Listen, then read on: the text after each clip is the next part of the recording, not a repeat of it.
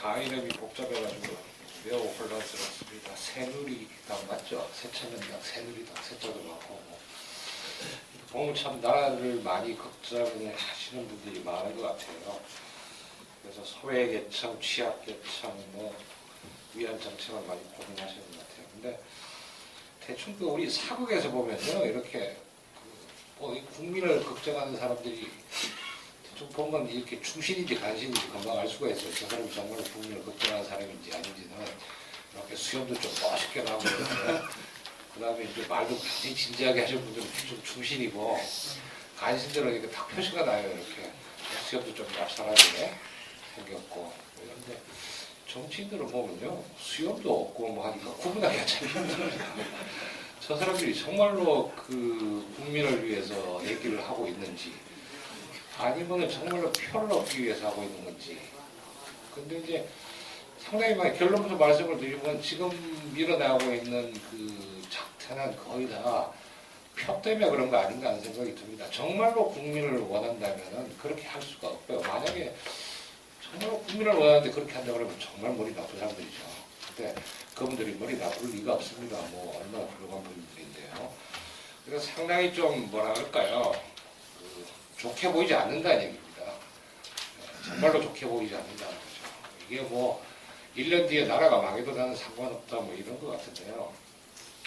일종의 이제 오늘 그 주제가 분노와 증오인데요. 이게 항상 표를 얻는데 가장 좋은 거는 건설적인 어떤 이런 것보다도 파괴적으로 이렇게 누구를 비난하고 누구한테 이렇게 비난의 화살을 돌리는 소위 희생양이 아주 필요할 것 같습니다. 특히 경제가 좋지 않다든가 이럴 때 보면요. 그러니까 과거에도 보면 전형적으로 나치가 등장할 때는 희생양을 집시하고 유태인을 삼았죠.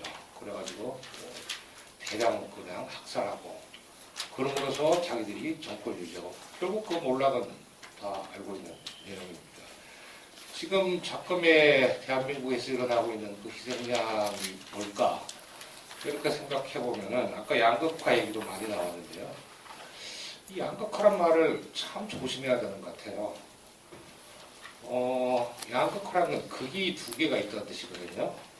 극이 두 개 있다는 얘기는 잘 사는 사람들이 굉장히 많고 또 못 사는 사람들이 굉장히 많아서 그 사회 간격이 굉장히 넓다는 얘기인데, 우리 사회를 지금 진단하는데 전혀 적합한 용어가 아닙니다. 전혀 그렇지 않거든요. 용어 자체가요.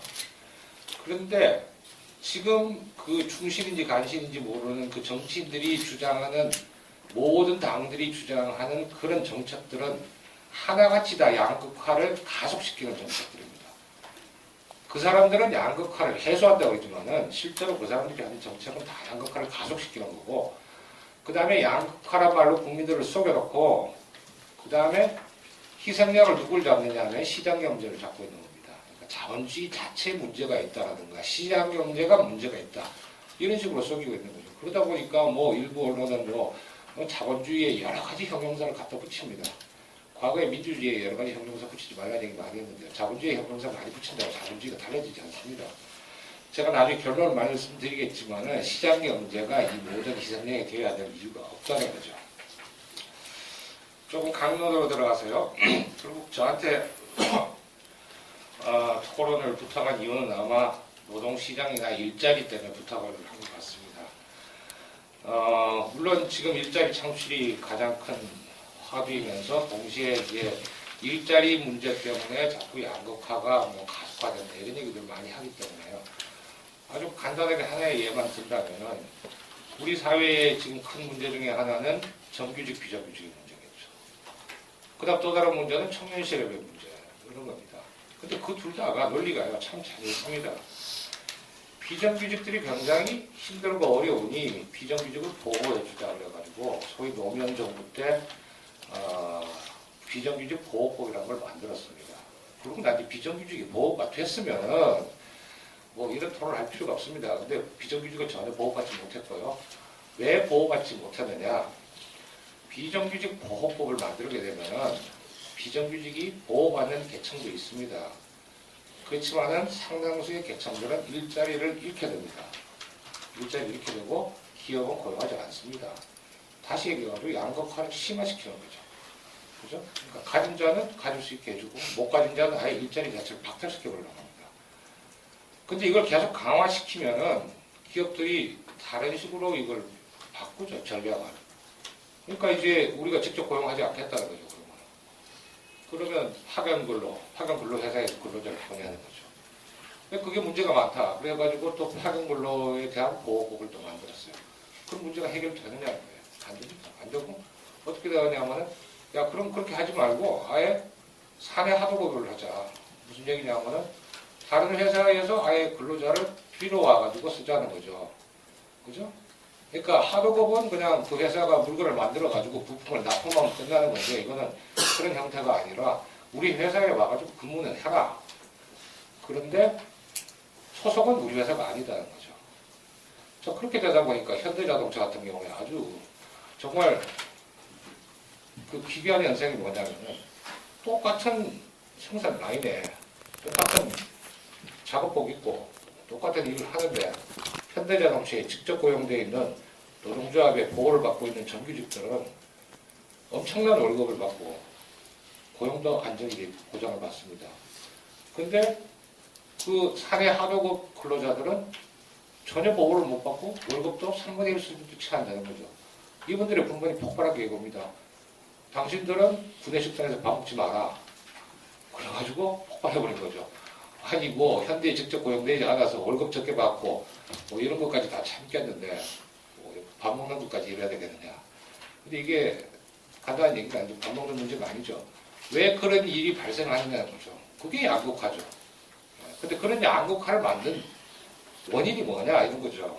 그 원인은 근로자를 보호해준답시고 만들어 놓은 여러 가지 법과 제도 때문에 그런 일이 생긴다는 얘기입니다. 그러니까 아주 쉽게 그냥 근로자를 보호합시다. 그리고 가진 자를 뭐 이렇게 타겟으로 삼고 이런 것들은 말은 굉장히 쉽습니다. 그런데 그렇게 해서 나온 정책들이 정작 가난하고 힘없는 사람들 보호해주지 않는다는 거죠. 훨씬 더 어렵게 만든다는 얘기입니다.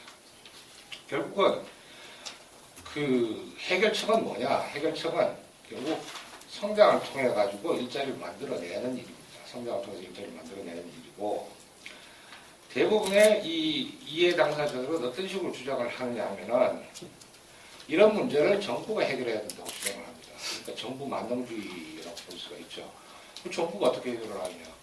자, 우리 무슨 일이 생기면 다 정부한테 요구를 하죠. 근데 정부가 무슨 뭐 올마이티 과학도 아니고요. 정부라는 건요, 굉장히 착한 정부 이런 얘기 하는데 착한 정부라는 건 없습니다. 아까 뭐 누가 뭐 저 범인이 뭐 김법인 뭐 박법인 이런 사람이 없다 그러듯이 정부라는 건 착하다 나쁘다는 게 없습니다. 정부가 착하면 큰일 납니다. 나라가 그냥 망합니다. 예? 공짜로 다 주고 모든 거 다 해주면 이거 착한 정부인가요? 그럼 정말로 나쁜 정부죠. 그죠? 정부라는 거는 페어하고 공정하면 되는 거고요. 착하다, 착하지 않다는 얘기는 굉장히 다른 얘기죠. 정부가 자기 돈을 가지고 이렇게 지원을 해주는 게 아니죠. 돈을 다 결국 국민들로부터 거두는 거죠. 뭐 표현을 거둔다고 얘기해도 좋고, 뭐 뺏는다고 얘기해도 좋지만, 나무 뒤에 남자라는 표현이 있습니다. 경제학에서. 무슨 얘기냐. 자, 세금을 내야 될 거 아닙니까? 정부가 도와주려면. 세금 누가 내야 거예요? 나한테 세금 거두지 말라는 얘기입니다. 너한테도 거두지 말라는 얘기입니다. 세금은 누구한테 거두라고?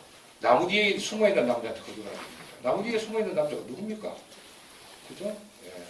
우스갯소리이지만 굉장히 중요한 포인트로 경제에서 자주 쓰는 말입니다. 나무 뒤에 남자라는 얘기가. 아무도 책임지지 않겠다는 얘기죠. 그죠? 그 다음에 이제, 최근에 이제 중소기업, 대기업 얘기 많이 하면서 중소기업을 도와서 일자리를 많이 창출하자 이런 얘기 하는데 이것도 좀 약간 짚고 넘어가야 될 문제인 게 뭐 대학을 졸업하고 열심히 공부해서 뭐 대학 들어가기도 힘든데 과외도 많이 하고 부모님도 고생하시고 뭐 대학 나왔는데 중소기업 가서 일하고 싶겠어요? 대기업 가서 일하고 싶겠어요? 뭐 당연히 대기업 가서 일하고 싶죠. 그렇지 않습니까? 근로자 입장에서. 그죠? 근데 우리 아시다시피 뭐 우리나라 중소기업은 엄청난 보호와 특혜를 받고 있습니다. 중소기업 사업주들은 좋겠죠. 근데 중소기업 근로자 별로 안 좋습니다. 중소기업이 빨리빨리 대기업으로 크기를 원하는 거죠. 그래서 자기도 대기업 근로자가 되고 싶겠죠. 중소기업이 대기업으로 크는데 방해 요인이 뭔가 하는 걸 잘 봐야죠. 중소기업을 보호해주는 게 대기업으로 가게 만드는 지름길이다. 그건 이미 뭐 여러 차례 우리 토론회에서 보지만은 그것이 오히려 방해를 하고 있다는 얘기입니다. 그 다음에 또 한 가지 이제 요즘 이런 겁니다. 대기업이 고용 창출을 안 한다는 거죠. 대기업이 고용 창출을 잘 하면은 다 대기업이 취업이 될 텐데 창출하지 않는 이유가 일자리 없는 성장을 하기 때문이다. 이런 말을 많이 쓰거든요. 일자리 없는 성장이란 무슨 뜻이냐면은 옛날에는 성장을 하면은 일자리가 많이 창출됐는데 요즘은 자본에 투자를 많이 하고 자본 집약도도 높고 또 기술도 아주 발전하고 이래가지고 성장을 해서 대기업들은 돈을 벌지만 사람은 안 쓴다. 뭐 이런 얘기거든요. 그래서 이제 이게 아주 대표적인 사기죠. 그러니까 일자리 없는 성장이라고 아주 대표적인 사기인 게 이런 건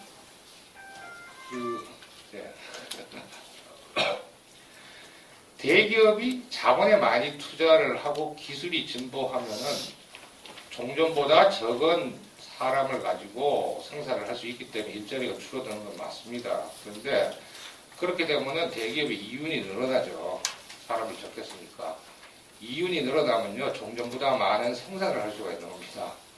종전보다 많은 생산을 하면 사람이 더 필요하게 되는 겁니다. 그 다음에 대기업이 종전보다 더 많이 사람을 고용하지 않더라도 생산성이 올라가기 때문에 이윤도 올라가고 임금도 올라갑니다. 그럼 그 사람들이 돈을 더 많이 쓰게 됩니다. 소득이 올라간다는 뜻이죠. 소득이 올라가면요, 다른 부분에서 일자리가 창출이 됩니다. 그 돈으로 소비를 할 수도 있고 여가를 즐길 수도 있고요. 일자리라는 것은 어느 한 기업에서 일어나는 것만 갖고 얘기하면 안 됩니다. 대한민국 전체에서 일어나는 걸 얘기를 해야 되고요. 자, 그런데 성장은 했는데 고용이 늘지 않았다는 것은 바꿔서 얘기하면은 기술 진보나 자본에 대한 투자, 이 본질적인 문제 내지는 뭐 재벌의 탐욕 뭐 이런 것 때문에 늘어나지 않는 것이 아니고 정부가 뭔가 정책을 잘못 썼거나 아니면 제도적으로 뭐가 잘못되어 있기 때문에 그런 일이 생긴다는 겁니다. 그럼 우리 사회에서 지금 제도적으로 잘못된 부분은요, 대기업 내 일자리를 늘리게 만드는 그런 걸 방해하는 제도적 측면들이 있다는 겁니다. 경직된 단체 단체 협약 이런 거. 일자리 늘릴 수가 없게 돼 있어요. 예. 뭐, 어느 자동차 회사는 뭐, 자기들이 리타이어하면 자기 자식들이 고용되는 선계 조건을 뭐, 단체 협약에 넣어달라 이랬다는데요. 그렇게 되면은, 다른 사람들 일자리 어떻게 구합니까? 그죠? 예. 그리고 생산직 라인에 있는 사람들의 임금이 엄청나게 생산성하고 상관없이 높게 받고 있다. 그럼 일자리 안 늘어나는 거죠. 그죠? 성장해도. 자, 그런 것들의 바틀력을 풀어주는 게 오히려 맞는 얘기라는 얘기죠.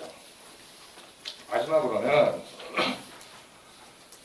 그런 모든 정책을 펴더라도 가난하고 소외된 취약계층들이 있습니다. 시장의 성장을 통해서 보호할 수 없는 그런 계층에 대해서 정부가 지원을 해주는 것은 올바른 방향이라고 생각합니다. 다만 그 방법에 있어서요,